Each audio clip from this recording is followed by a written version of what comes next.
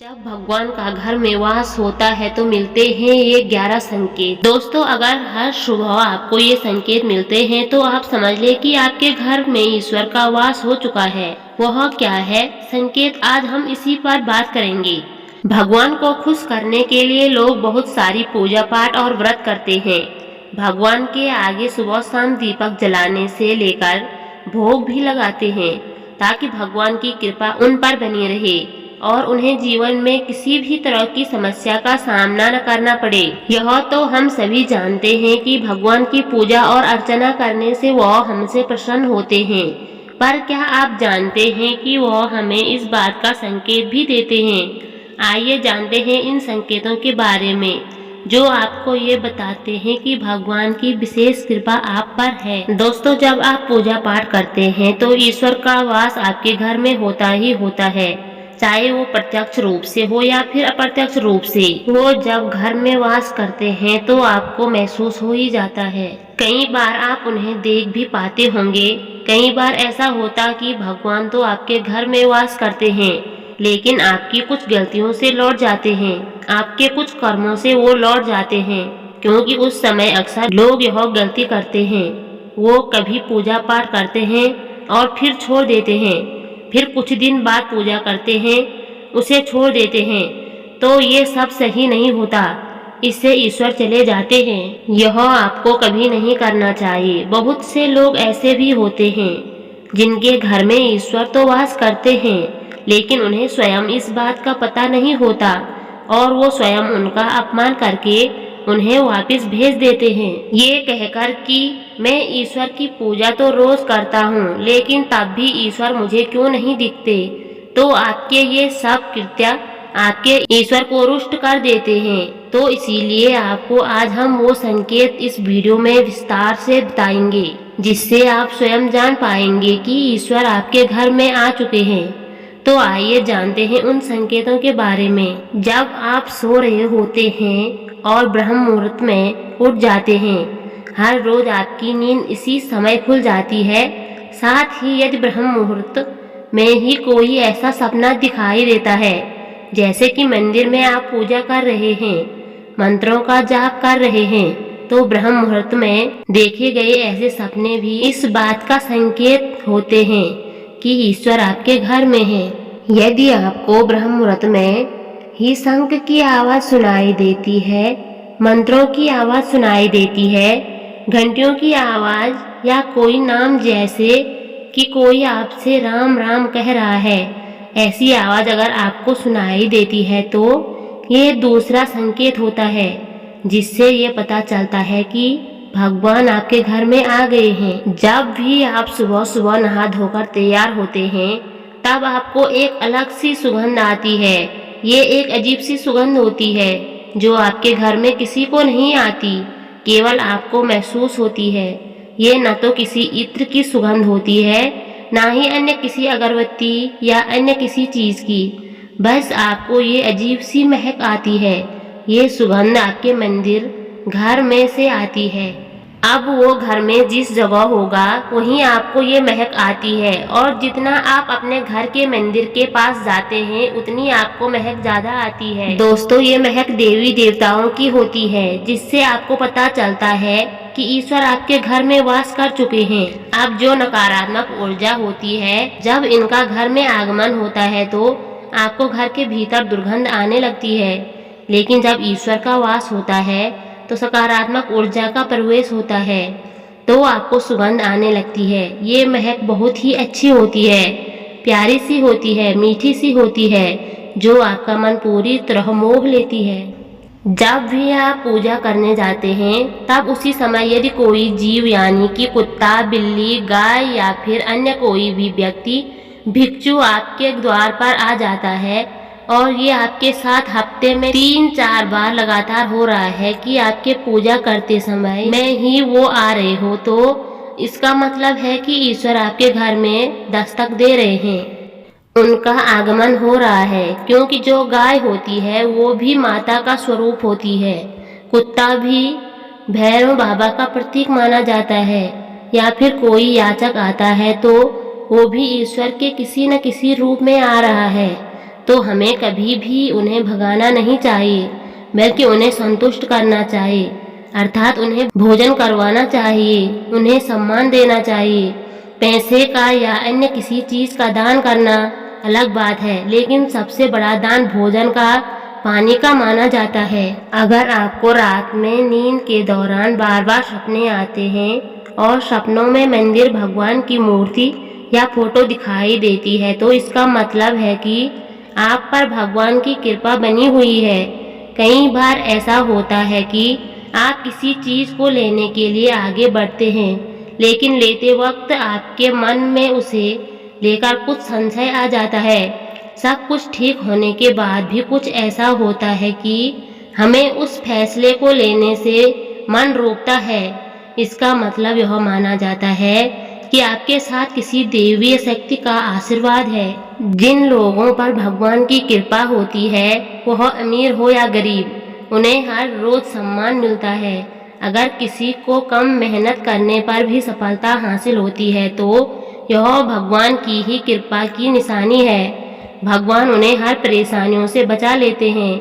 जिन लोगों से भगवान खुश रहते हैं, वह हर परिस्थिति में खुश रहते हैं। उनके जीवन में भले ही कितने दुख क्यों न हो, वे हमेशा खुश ही रहते हैं। उन्हें कभी भी किसी भी परेशानियों से डर नहीं लगता।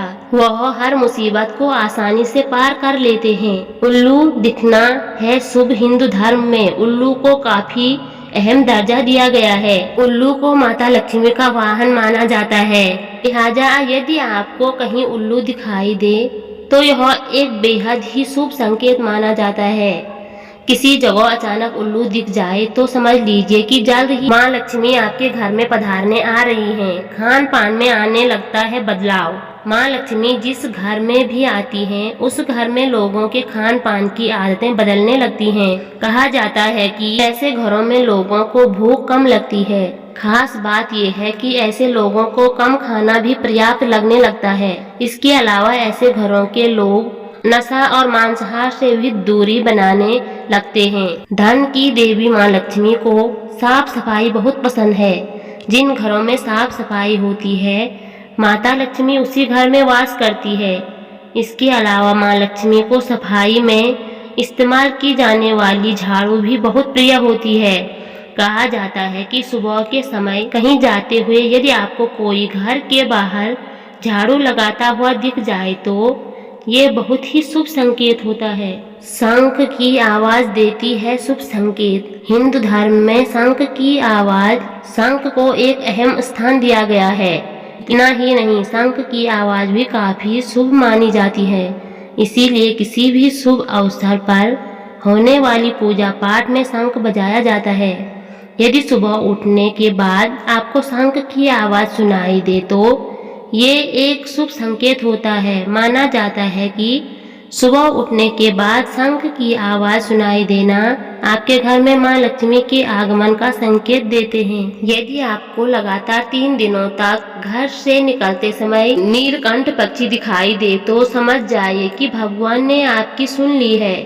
आपकी जल्द ही कोई बड़ी मनोकामना पूरी होने वाली है।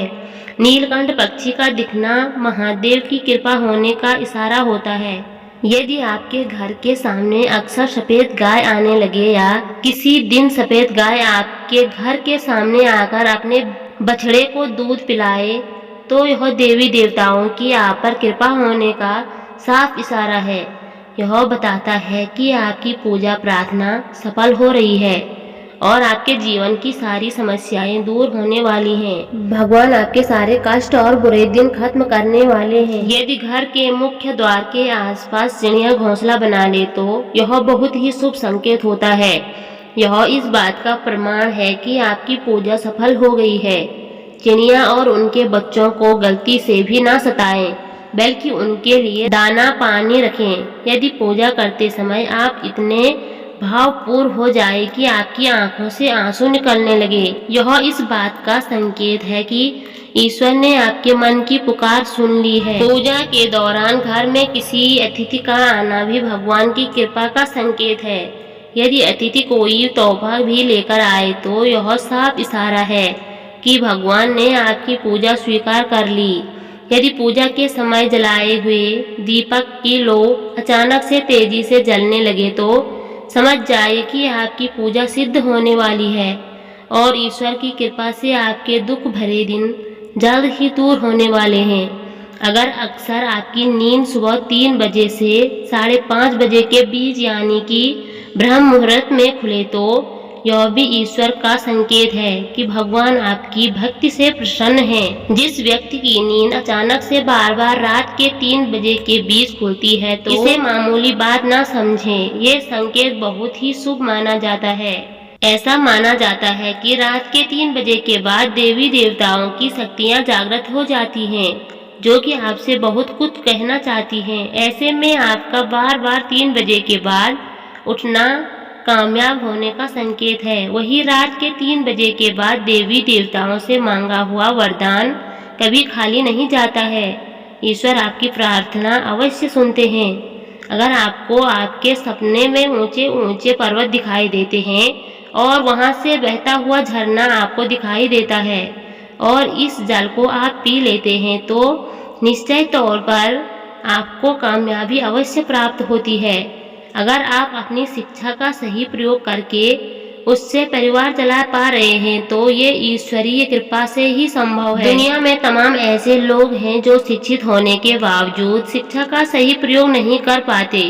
जिन लोगों की सेहत अच्छी रहती है उन पर भी परमेश्वर की विशेष कृपा है। सेहत खराब होने से सिर्फ आपके शरीर पर ही असर नहीं पड़ता बल्कि काफी आर्थिक नुकसान भी होता है।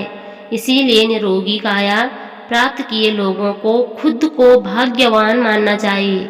यदि आपको जीवन में सुयोग्य जीवन साथी मिला है तो ये भी परमेश्वर की कृपा ही है।